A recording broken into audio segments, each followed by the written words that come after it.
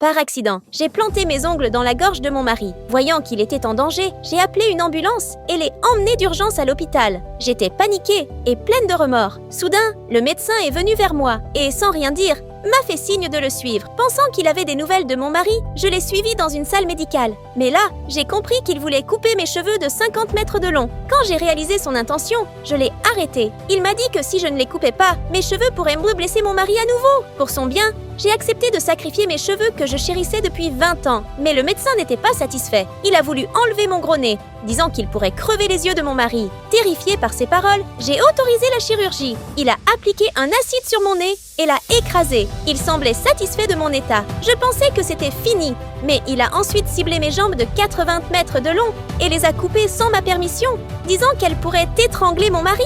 Malgré la douleur, j'étais prête à tout pour sa sécurité. Mais le médecin n'était toujours pas satisfait. Il a coupé mes ongles, que je n'avais pas taillés depuis 10 ans. En voyant toutes mes précieuses choses m'être enlevées, j'ai craqué et me suis mise à pleurer. Le pire a été quand je suis revenue dans la chambre d'hôpital et que j'ai vu que tout ce qu'on m'avait pris, cheveux, nez, jambes, ongles, avait été transféré à mon mari. Quand il m'a vue, il n'a rien expliqué. Il m'a juste poussée hors de la chambre. À cet instant, j'ai compris que lui et le médecin étaient de complices de ce complot. Et vous, que feriez-vous face à une telle trahison?